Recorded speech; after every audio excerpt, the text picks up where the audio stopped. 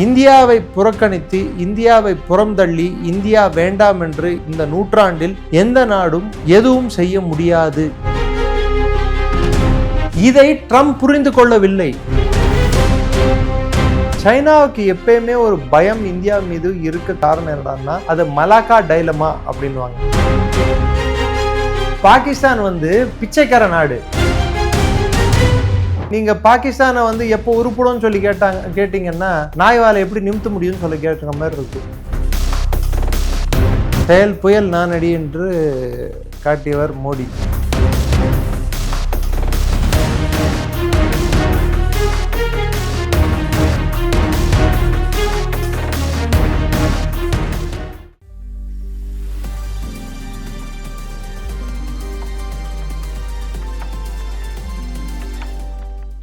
பேசு தமிழா பேசு நேயர்களுக்கு வணக்கம்.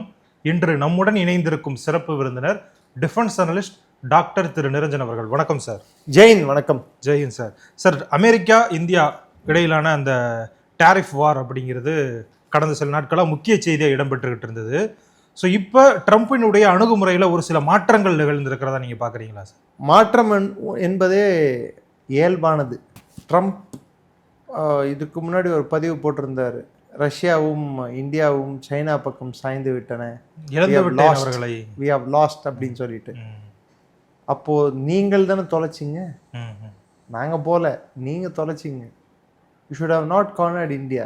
சிங்கத்தை அது எவ்வளவுதான் அது முதிர்ச்சி அடைந்தாலும், அது கொஞ்சம் வயசானாலும், அதுக்கு அடிபட்டாலும் அதோட கோபமோ இல்லை அதோட சீற்றமோ குறையாது இல்லையா? அது மாதிரி மோடி அவர் குறைஞ்சி மதிப்பிட்டாரோ அப்படின்றது தான் எல்லாரோட பார்வையாக இருக்குது. ரெண்டாவது, அவர் பல வார்த்தைகளை அள்ளி தெளித்து விட்டார். Dead economy, India is finished, we'll crush them. அவர் மாத்திரம் இல்லை, அவர் பேசினதோடு அவர் கூட இருந்த ட்விட்டர் நபரோ, அதாவது அவரோட வர்த்தக ஆலோசகர் அவரும், ஸ்காட் பெசன்ட் அப்படின்னு சொல்லக்கூடிய அவரோட செக்ரட்டரி ஆஃப் ட்ரெஷரி, அதாவது ஃபினான்ஸ் மினிஸ்டர், இவங்க ரெண்டு பேரும் விட்ட வார்த்தைகள் மிக கடுமையான அவச்சொற்கள். அதுவும் ஒரு உலகத்தின் 4வது பெரிய பொருளாதாரத்தை பார்த்து, கிட்டத்தட்ட பர்ச்சேசிங் பவர் பேரிட்டியில் பார்த்தா 3வது பெரிய பொருளாதாரம், மற்ற எல்லா அடிப்படையிலும் எடுத்து பார்த்தாலும் இன்றைக்கி மக்கள் தொகையில் உலகத்தின் மிகப்பெரிய மக்கள் தொகை கொண்ட நாடு, மிகப்பெரிய ஜனநாயகம். இப்பேற்பட்ட ஒரு நாட்டை பார்த்து அந்த மாதிரி ஒரு வார்த்தை ட்ரம்ப் சொல்வதற்கோ இல்லை அவரின் மற்ற சகாக்கள், அவர் அரசாங்கத்தின் சகாக்கள் சொல்வதோ எவ்விதத்தில் நியாயம் என்று இந்தியா எடுத்துக்கொள்ள வேண்டும்.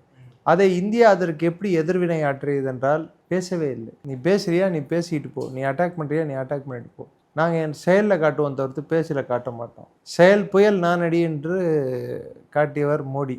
ஜிஎஸ்டியை ஒரேடியாக தளர்த்து பி வோக்கல் டு லோக்கல், அதாவது இந்திய பொருட்களை வாங்குங்கள், இந்த விழா காலங்களில் அந்நிய பொருட்களை புறக்கணிங்கள் அப்படின்னு சொல்லி ஜிஎஸ்டியை விலை குறைத்து, அப்போ இந்தியாவிலேயே ஒரு இயற்கையான ஒரு டிமாண்டை கிரியேட் பண்ணி இன்றைக்கி இந்திய பொருட்களுக்கு ஒரு மவுசு வந்திருக்கு. இந்திய பொருட்களை வாங்கிறதுக்கு கியூ கட்டி நிற்கிறாங்க. இதனால் இந்தியாவுக்கு அமெரிக்காவால் வரக்கூடிய வர்த்தக இழப்பை அதுக்கு 4 மடங்கு இது ஈடு கட்டிடும். இதை அவர் எதிர்பார்க்கல. மோடி பயந்துருவார், அரண்டுருவார். ஜப்பான் சுருண்டெடுத்து படுத்துக்கிட்ட போல், யூரோப்பியன் யூனியன் அவருக்கு அடிபணிந்தது போல் எல்லோரும் அமெரிக்கா எது சொன்னாலும் அடிபணிவார்கள், கட்டளையே என் சாசனம். அவர் கிட்டத்தட்ட பாகுபலி சிவகாமி தேவி ரேஞ்சுக்கு அவர் போயிட்டார். அவர் அதற்கு அஞ்சுவதற்கு மோடி ஒன்றும் அமரேந்திர பாகுபலி அல்ல, இவர் உண்மையான பாகுபலி. இவருடன் பல மடங்கு பலசாலிகளான ஷி ஜின்பிங்கே 5 வருடம் அவருடன் முட்டி மோதி சைனாவுக்கு கற்றுக் கொடுக்க வேண்டிய பாடங்களை கற்றுக் கொடுத்து அடிபணிய வைத்து சைனாவே அவருக்கு அளிப்பதை கொடுக்கும் வண்ணம் அவர் காட்டினார் அவர் திறமையை. ஆக்கப்பூர்வமான எந்த தலைவரும் பேச மாட்டார்கள், செயலில் காட்டுவார்கள். அவர்கள்தான் செயல் வீரர்கள். வாய் சொல்லில் வீரரடி மட்டும்தான் பேச்சில் காட்டுவார்கள், செயலில் காட்ட மாட்டார்கள். அந்த வகையில் எடுத்து பார்த்தால் ட்ரம்பை நான் எதுவும் சொல்ல விரும்பவில்லை. நம் பிரதமர் செயல் வீரர். இந்தியாவை புறக்கணித்து இந்தியாவை புறம்தள்ளி இந்தியா வேண்டாம் என்று இந்த நூற்றாண்டில் எந்த நாடும் எதுவும் செய்ய முடியாது. அதுதான் இன்றைய நிலை. வர்த்தகம் இந்தியா வேண்டும், அமைதி பேச்சுவார்த்தை இந்தியா வேண்டும், ஒரு போர் நடக்கிறதா அதற்கு இந்திய உபகரணம் வேண்டும், எல்லாத்துக்கும் இந்தியா வேண்டும் சார். இந்தியா இல்லாத இடமே இல்லை. எல்லா இடத்துலையும் காற்று நுழையாத இடத்திலும் இன்று இந்தியர்கள் நுழைந்திருக்கிறார்கள். நமது பொருட்கள் நுழைகின்றன, நம் பொருட்களுக்கு மதிப்பு உயர்கின்றது. இன்று 130 நாடுகள், ஆப்பிரிக்கா, லாட்டின் அமெரிக்க நாடுகள், மற்ற நாடுகள், ஐரோப்பிய நாடுகளை விட்டு விடுங்கள். ஐரோப்பிய நாடுகளுக்கு எங்களுக்கு அது இருக்கிறது, இது இருக்குது, எல்லாம் இருக்கிறது. வயது இருக்கிறதா உங்கள் மக்களுக்கு? வயதான மக்கள் தொகை கொண்டு நீங்கள் எவ்வளோ செய்தாலும் ஓரளவுக்கு தான் சாதிக்க முடியும். இளம் வயது மக்கள் தொகை கொண்ட நாடு இந்தியா. அதனால்தான் இந்தியாவில் இந்த அரசு நேபாள் அரசு செய்ய தவறியது என்னவென்றால், அங்கே இருக்கக்கூடிய இளைஞர்களுக்கு தேவையான விஷயங்களை அவர்கள் செய்ய தவறினார்கள். இங்கே இளைஞர்களுக்கு தேவையான விஷயங்களை இங்கே அரசு வேலை வாய்ப்புகளும் மற்ற விஷயங்களையும் ஏற்படுத்துவதற்கு ஏதுவான சூழ்நிலையை ஏற்படுத்தி கொண்டு இருக்கிறது. லித்தியம் பேட்டரி இண்டஸ்ட்ரீஸ் இங்கே உருவாக்குறது, திரும்பி மற்ற நிறைய கம்பெனிஸை இங்கே எடுத்துகிட்டு வர செய்கிறது, production based companies, manufacturing, battery car manufacturing கம்பெனிங்க, இது மாதிரி பண்ணும்போது அப்போ என்ன ஆகும்? இவங்களுக்கு எல்லாருக்கும் இங்கே வேலைவாய்ப்பு கிடைக்குது இல்லையா? அந்த வேலைவாய்ப்பு கூட கிடைக்காம ஒன்று நேபாளில் நீ வேலை இல்லாமல் உட்காந்துரு, இல்லை மற்ற நாடுக்கு போயிட்டு கூலியாக வேலை பார் அப்படின்னு சொன்னால் அப்போ ஆட்டோமேட்டிக்காக அங்கே கிளர்ச்சி வெடிக்க தானே செய்யும். சில குடும்பங்கள் வாழவும் மற்ற குடும்பங்கள் வாடவும் செய்த கோட்பாடு அங்கே நேபாளில் இருந்த கம்யூனிச கோட்பாடு. இன்று நகரங்களில் வரும், அதாவது சேமிப்பு திறன் மற்றும் அதை வாங்கும் திறன், பொருட்களை வாங்கும் திறத்தையோட ஊர்ப்புறங்களில் அதிகம் வாங்குகிறார்கள். இன்னைக்கு ஊரில் கூட கிட்டத்தட்ட இன்னைக்கு தமிழ்நாடு இது மாதிரி பல மாநிலங்களில் கிராமங்களில் கூட அமேசான், ஃப்ளிப்கார்ட் போகாத இடங்கள் இல்லை. எல்லா இடத்துலையும் எல்லாம் இப்போ கிடைக்க ஆரம்பிச்சிருச்சு. வளர்ச்சி அப்படிங்கிறது பரவலாக இருக்குது. வளர்ச்சி இப்படியும் இருக்கணும், மேல் நோக்கியும் இருக்கணும், தட்டை வடிவமாகவும் இருக்கணும். அதாவது எல்லா பக்கமும் அது பறந்து விரிந்து இருக்க வேண்டும். வளர்ச்சி என்பது வெறும் நகரங்களின் வளர்ச்சி நாட்டின் வளர்ச்சி அல்ல. கிராமங்களின் வளர்ச்சி, நகரங்களின் வளர்ச்சி, சிறு நகரங்களின் வளர்ச்சி, எல்லாற்றின் வளர்ச்சியும் தான் ஒரு நாட்டின் வளர்ச்சியாக அது மேம்படும். அதற்கு தேவையான கட்டமைப்பை இங்கே ஏற்படுத்தி கொடுத்திருக்கிறார்கள். பொருளாதார கட்டமைப்பு ஒரு பக்கம். உதாரணத்துக்கு நான் ஒரு தரவு சொல்கிறேன். ஜெர்மனியில் 5000 பேங்க் இருக்குது. பேங்க் சைனாவில் 6000 சொச்சம் பேங்க் கிட்ட இருக்குது. இந்தியாவில் இப்போ தான் 2500 பேங்க். இந்த பேங்க்கால் என்ன நடக்கும்னு நினைக்கிறீங்க? பேங்க்கில் நீங்கள் அக்கௌண்ட் ஓப்பன் பண்ணும்போது அப்போ எத்தனை கோடி மக்கள் அங்கே பேங்க் அக்கௌண்ட்ஸ் ஓப்பன் பண்ணுவாங்க? அப்போது உங்களோட பொருளாதாரம் முழுமையான வெள்ளை பொருளாதாரமாக மாறுகிறது பேங்க் அக்கௌண்ட் ஓப்பன் பண்ணதால். அப்போது பணம் எவ்வளோ புழங்குது என்பது அரசாங்கத்துக்கு ஈஸியாக தெரியும். 2, 3வது இதுக்கு பண்ணுறதுக்கு ஆதார் கார்டு ப்ளஸ் எல்லாருக்கும் 0 பேலன்ஸ் அக்கௌண்ட்டு, ஃப்ரீ அக்கௌண்ட்டு இதெல்லாம் கொடுத்ததால இத்தனை வருடம் இந்தியா இருந்தால் பேங்க்கில் ஒருத்தர் அக்கௌண்ட் ஓப்பன் பண்ணுறதுக்கே வழி இல்லாத செய்த காலம் போய் இன்னைக்கு பேங்க்காரன் போனால் அக்கௌண்ட் ஓப்பன் பண்ணோன்னா உடனே பண்ணி கொடுத்துருவாங்க. ஒரு காலத்தில் அது பண்ண மாட்டாங்க. யாராவது லெட்டர் எழுதி கொடுக்கணும் நம்மளுக்கு. ஆல்ரெடி இருக்கிற கஸ்டமர் நம்மளுக்கு அவர் வல்லவர் செலுத்தவர் அப்படி இப்படின்னு எழுதி கொடுக்கணும்.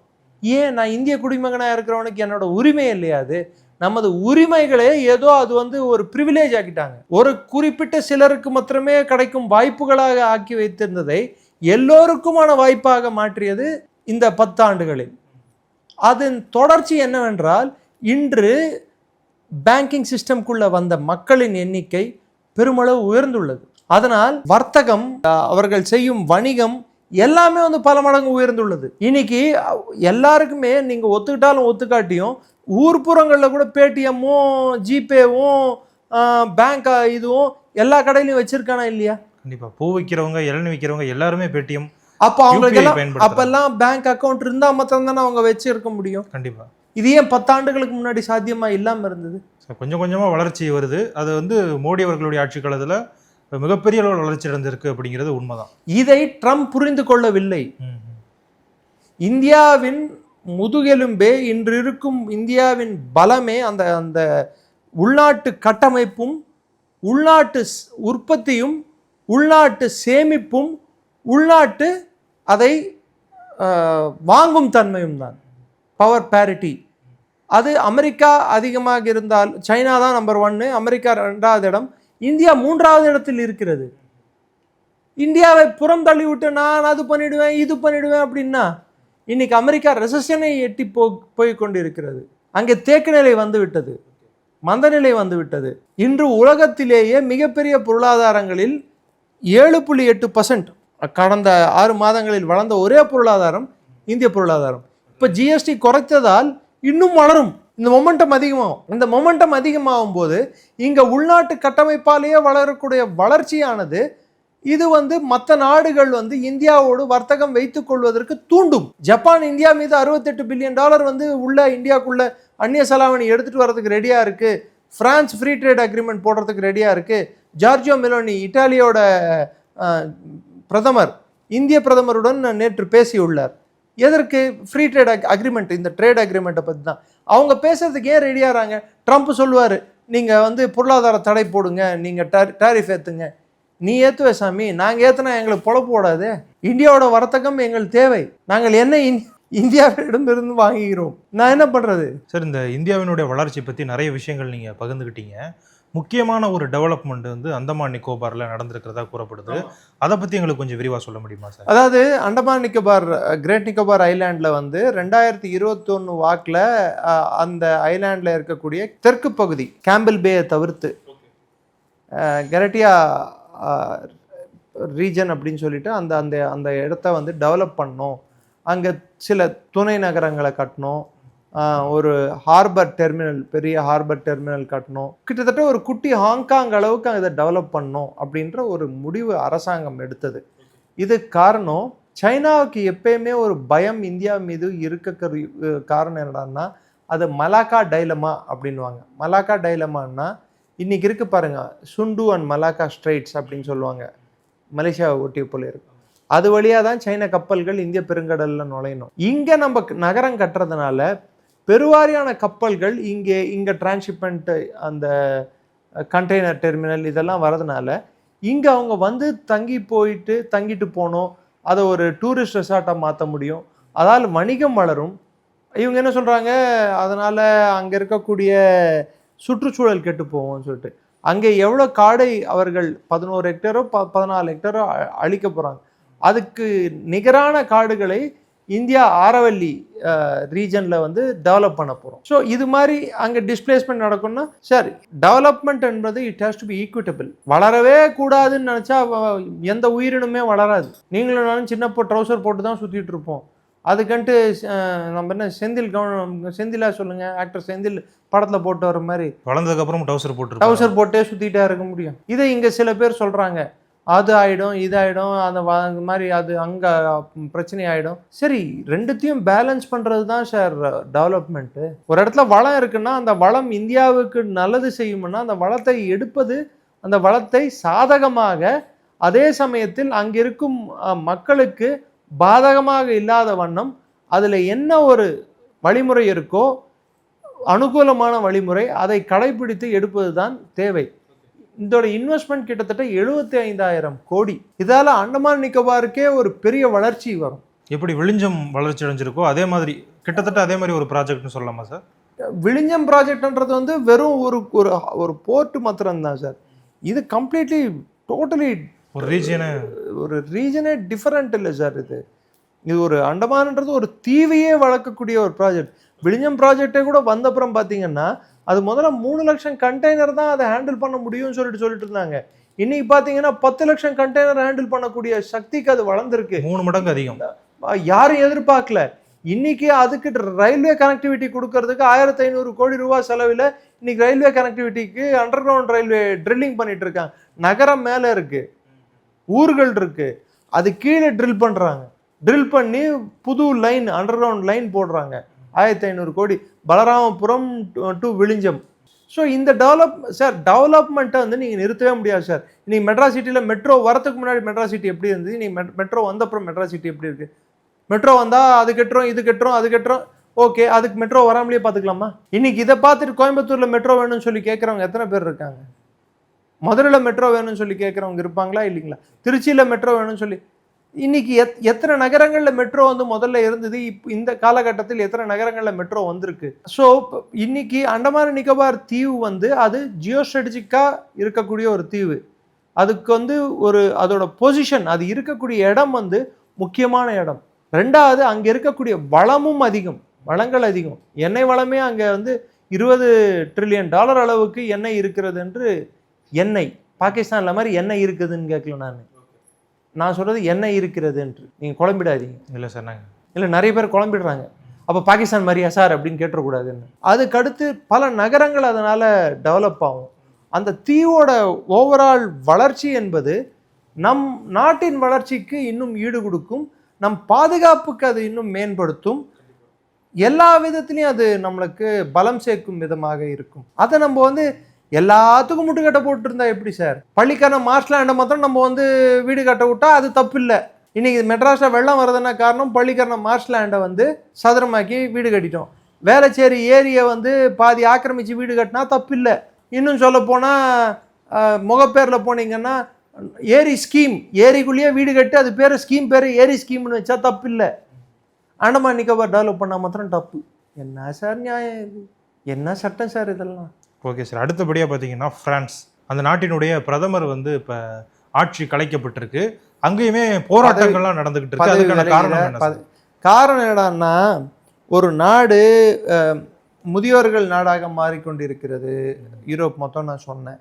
அடுத்த பிரச்சனை என்னடான்னா, சிரியா, லெபனான் இந்த மாதிரி நாடுகள்லேருந்து வந்து குடிபெயர்ந்து புலம்பெயர்ந்து அங்கே அகதிகளாக சேரக்கூடிய மக்களுக்கு நீ எத்தனை பிள்ளை வேணாலும் பெற்றுக்கோங்க, உங்களுக்கு படிப்பு நான் ஃப்ரீயாக கொடுக்குறேன்னு சொன்னால் வேலை பார்க்குறவனும் கம்மியாயிட்டான், உற்பத்தியும் கம்மியாயிடுச்சு. காசு செலவழிக்கணுன்னா எங்கேருந்து காசு வரும்? எங்கேருந்து சார் வரும்?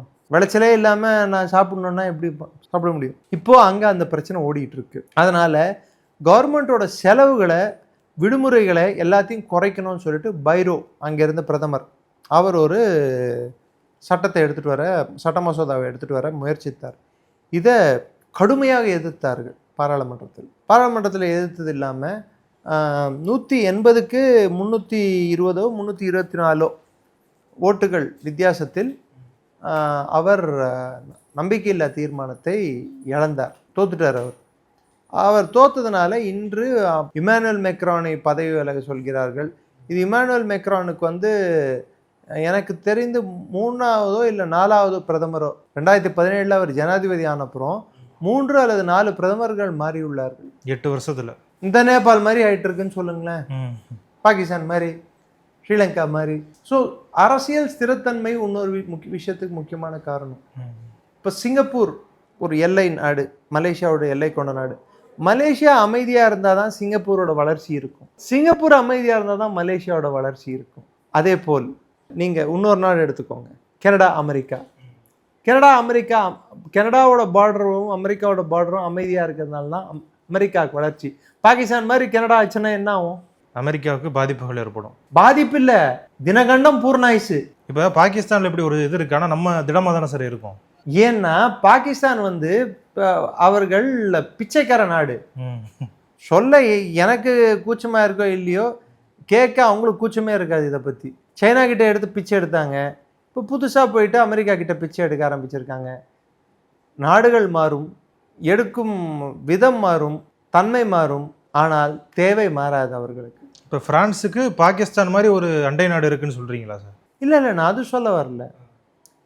எந்த நாட்டுக்குமே வந்து பக்கத்து நாடோட அமைதி முக்கியம்னு நான் சொல்ல வந்ததுக்கு காரணம், உள்நாட்டிலையும் அரசியல் ஸ்திரத்தன்மை வேணும், அதே சமயத்தில் பக்கத்து நாடும் வந்து ஸ்திரமாக இருக்கணும்.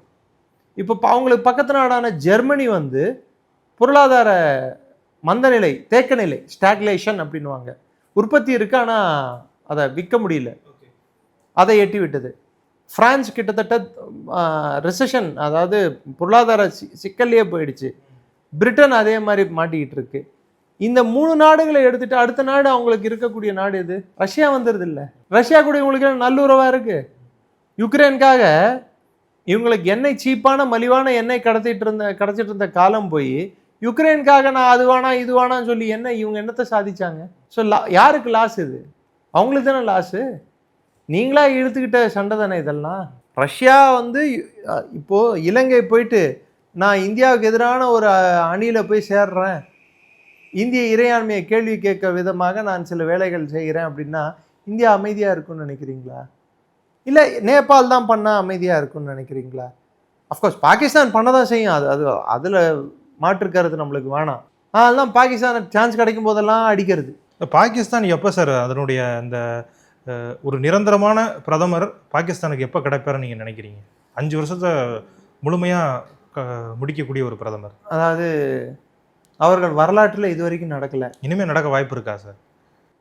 சான்ஸ் கம்மி சார். ஆசிம் முனீர் வந்து டேர்ம் முடிஞ்சு புது ஜெனரல் வந்தாருன்னா எனக்கு ஷாபாஸ் ஷெரீப் பிடிக்கல, அவர் பேசுகிற இங்கிலீஷ் பிடிக்கல, அவர் போடுற கோட்டு பிடிக்கல, பிரதமர் மாற்றுன்னு சொல்லிட்டாருன்னா முடிஞ்சு போச்சு கதை. ஏன்னா அங்கே இராணுவ தளபதிக்கு எண்ணத்துக்கு இணங்க தான் பிரதமர்கள் ஆவார்கள் போவார்கள். நிசாமே முஸ்தபா நீங்கள் கேள்விப்பட்டிருக்கீங்களா? ஜியா எடுத்துகிட்டு வந்தார். பாராளுமன்றத்துக்கு தேர்தல் நடக்கும், அவங்க பாகிஸ்தான் நேஷனல் அசம்பிளி அப்படின்வாங்க, தேர்தல் நடக்கும். அந்த தேர்தல் எப்படி நடக்கும்டான்னா பொதுவான தேர்தல், கட்சி சார்பில்லை.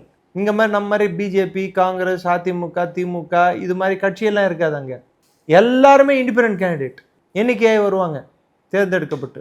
அதில் இவர் செலக்ட் பண்ணுவார், நீ பிரதமர், நீ இராணுவ அமைச்சர், நீ நிதி அமைச்சர், இவர் செலக்ட் பண்ணிப்பார். இவர் எல்லாம் இண்டிபெண்ட் தான்.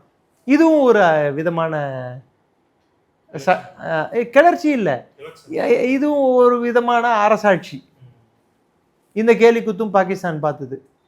முதல் 1947 1958 7 8 பிரதமர்கள் பாகிஸ்தானுக்கு மாறினாங்க, ஒரே இராணுவ தளபதி. ஏற்கனவே இது பலமுறை சொல்லியிருக்கேன் சார். பெய்ஜிங்கில் பார்த்தீங்க, இந்தியாவோட பிரதமர் பல்வேறு மீட்டிங்கள் பல்வேறு நாடுகளுக்கு சென்று, ஜெய்சங்கர் கூட இருப்பார், இல்லை அஜித் தோவல் கூட இருப்பார், இல்லை சில நேரங்களில் ராஜ்நாத் சிங் இருந்த கட்டங்களும் இருந்திருக்கிறன, பியூஷ் கோயல், இல்லை நிர்மலா சீதாராமன் அவர்கள், இவங்க யாரோ ஒருத்தர் அவங்களோட அமைச்சரவை சகாக்கள் இருப்பது சரி, தேசிய பாதுகாப்பு ஆலோசகர் இருப்பது சரி, வெளியுறவு செயலாளர் இருப்பது சரி, என்றாவது இராணுவ தளபதி பிரதமருக்கு நிகராக பக்கத்தில் உட்கார்ந்து நாட்டின் பாலிசி டெசிஷன், அதாவது நாட்டுக்கு எது நல்லது கெட்டது என்ற விஷயங்களை இன்னொரு நாட்டு அதிபருடன் பேசுவதை நீங்கள் பார்த்திருக்கிறீர்களா? சொல்லுங்க சார். ஷி ஜின்பிங் கூட ஷாபாஸ் ஷெரீப் பேசும்போது கூட உட்காந்துருந்தது யாரு? சூட்டு கோட்டு போட்டு. அப்போ உன் யூனிஃபார்ம் போடுறதுக்கே உனக்கு வெக்கமாக இருக்கு, உனக்கே தெரியும் நீ அந்த யூனிஃபார்முக்கு அருகதை இல்லைன்னு சொல்லிட்டு. இல்லை அந்த யூனிஃபார்ம் உனக்கு அருகதை இல்லைன்னு உனக்கு தெரியும். லாகூர்லேயும் ராவல்பிண்டிலையும் இஸ்லாமாபாத்லேயும் பஸ் ஸ்டாண்டு பக்கத்தில் கிடைக்கிற இரும்பு எல்லாத்தையும் தட்டி அதுக்கு பட்டி பார்த்து அதுக்கு பெயிண்ட் அடித்து நான் இந்த மெடல் ஜெயிச்சிட்டேன் அந்த மெடல் ஜெயிச்சிட்டேன்னு மெடல் குத்திக்கூடாது. அது தகுந்த அந்த ஒரு தகுதியை நடவடிக்கையும் செயல்பாடும் இருக்கணும். அது இருக்கா? இல்லை. So you're unfit to even wear that uniform, leave alone the medal. Pakistan is a useless army which has never won a war but has won all elections. எல்லா தேர்தலையும் ஜெயித்த ஒரே இராணுவம் பாகிஸ்தான் இராணுவம், எல்லா போர்களையும் தோற்ற ஒரே இராணுவம் பாகிஸ்தான் இராணுவம். ஸோ நீங்கள் பாகிஸ்தானை வந்து எப்போ உருப்படும் சொல்லி கேட்டிங்கன்னா நாய்வாலை எப்படி நிமித்த முடியும்னு சொல்லி கேட்டுற மாதிரி இருக்குது. என்கிட்ட பதில் இல்லை சார். ஓகே சார், எங்களோடு இணைந்து நிறைய விஷயங்கள் பகிர்ந்துக்கிட்டீங்க. உங்களுடைய நேரத்திற்கு மிக்க நன்றி. ஜெய்ஹிந்த். ஜெய்ஹிந்த். நன்றி சார். பேசு தமிழா பேசு சேனலுக்கு ஆதரவு தந்து கொண்டிருக்கக்கூடிய பார்வையாளர்களுக்கு வணக்கம். அரசியல் ஆன்மீகம்னு மட்டும் இல்லாம இப்போ ஹெல்த்லயும் நம்ம வந்தாச்சு. ஹெல்த் சம்பந்தமான பிரச்சனைகளுக்கும் ஹெல்த் டிப்ஸுக்கும் ஹெல்த் கேருக்கும் இல்ல ஹெல்த் பத்தி ஏதாவது தெரிஞ்சுக்கணும் அப்படின்னு நினைச்சீங்கன்னா ஹெல்த் குரு சேனல் கண்டிப்பா உங்களுக்கு யூஸ்ஃபுல்லா இருக்கும். பேசு தமிழா பேசு சேனலுக்கு கொடுக்கக்கூடிய இதே சப்போர்ட்டை ஹெல்த் குரு யூடியூப் சேனலுக்கும் கொடுத்து அந்த சேனலை சப்ஸ்கிரைப் பண்ணி உங்க நண்பர்களுக்கு ஷேர் பண்ணும்படி கேட்டுக்கிறோம். நம்ம ஹெல்த் குரு சேனலோட லிங்கை டிஸ்கிரிப்ஷன்ல தரோம், மறக்காம செக் பண்ணி பாருங்க.